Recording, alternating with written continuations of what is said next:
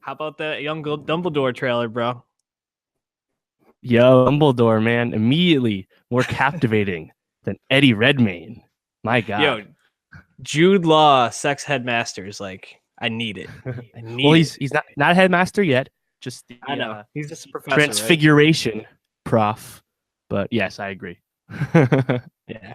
We're gonna give some more thoughts on that in the Fantastic Beasts future. But before we start, I just wanted to ask everybody, please subscribe to the YouTube channel. Go to iTunes, download, subscribe there, leave a rating and review, and also go to SoundCloud or wherever you get your podcasts to give us some feedback and support the podcast. We appreciate you. So, what young Dumbledore trailer dropped? What, last Tuesday? I think it was Yeah, Tuesday, Wednesday, yeah, it was something like midweek. that. And it captivated Twitter for a while. A lot of buzz around it. Yes, What were your thoughts there on was the a trailer? lot. Anything stand out to you? Uh, things stood out positively. I'm very excited for the movie actually because of Dumbledore's presence. It just seems like this story, the second Fantastic Beasts movie, taking place in like the 40s or whatever it is. So 60 years before Harry Potter, as everyone knows. That time is really interesting in Harry Potter lore. And it looks like, from like the images and the themes, it sounds like we're going to get a lot of like Deathly Hallows lore. Because as we know, Dumbledore and Grindelwald, when they were together, but even after, they grew apart, they were both very obsessed with the Hallows. And it's just, some of the coolest stuff regarding the Harry Potter universe, the Elder Wand will probably show up at some point in this franchise. But I'm just intrigued to see, that's starting to happen. What are we going to see with young Dumbledore? Just because we're just fleshing out cool backstory. It's going to be fun. Unfortunately, it seems like Newt Scamander is still the vehicle for this, and the movies are still called Fantastic Beasts. So I don't know if we can get rid of Newt. Yeah. I wonder if as this particular set of movies moves forward, if Fantastic Beasts will become more of a metaphor, for like the stories about the people in it, especially Grindelwald, going from like being this, I don't know, friend of Dumbledore, supposedly, I guess, assuming a good person, or at least having not evil intentions, to going to be this villain in this universe. I was definitely disappointed that Newt Scamander is still going to be the driving force, because pretty much what I remember taking away from the first one was just how kind of lame he was as a protagonist. Right.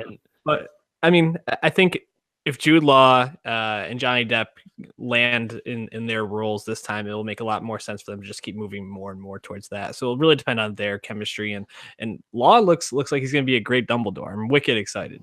Oh yeah, Jude Law's on a great run right now. Obviously, anyone who's been listening to Nostalgia for a while now knows our love for the young from early 2017. Check our reviews on that. SoundCloud Nostalgia Pod. But yeah, Jude Law's going to chew that shit up. And a young Dumbledore, we don't have any like frame of reference for what kind of character that would be.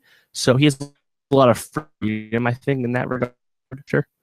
And this is another screenplay from J.K. Rowling. She did write the first one, directed by David Yates, who directed Fantastic Beasts 1, as well as every Harry Potter movie since Order of the Phoenix. So David Yates is basically like the Russo brothers are in-house talent that Warner Brothers uses for this franchise, and I guess Rowling trusts him. I don't know if you saw this on Twitter.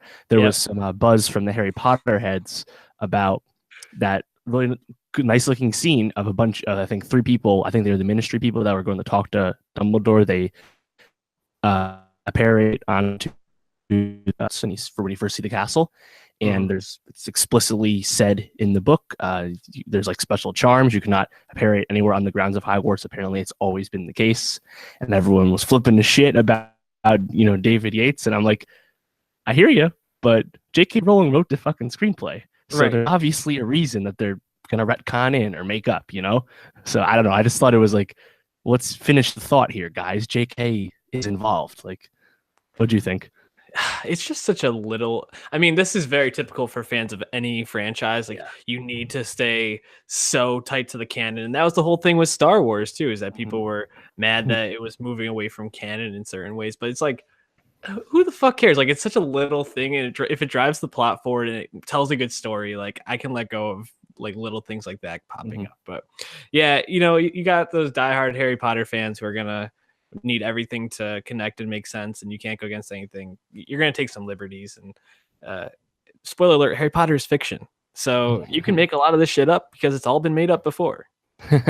What do you call it? I'm excited to see Zoe Kravitz as Yeah. Letta Lestrange. Obviously, Bellatrix Lestrange, infamous villain, the Lestrange family, much like Sirius Black, the Black family, notorious like pure blood people. So I'm sure she'll be up to no good. So Dan Fogler is back. He was Jacob Kowalski, that like bumbling guy who they obliterated his memory. They wiped his memory at the end of Fantastic Beasts 1, but he's still back in this one. So I'm curious if he's still like, in the gang, and now he'll be like more comic relief. I don't know. It almost seemed like they wiped his memory as if they were planning to remove his character from the story. I don't know. Again, it's probably a minor thing, but something that stood out to me.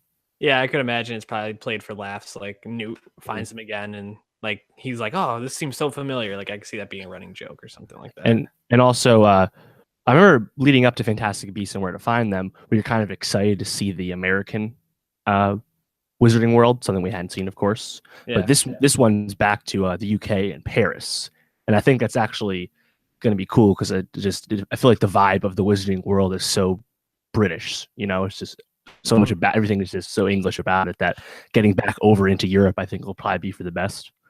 Yeah, and you think about like when they have the Triwizard tournament and all the different schools come and they all seem to be from different places. I always wondered about those schools and what those were like. So seeing more about like the European scene in the magical world is going to be really interesting. And Paris is such a beautiful setting, just in general. It will be really cool to see how they kind of tie things together with that.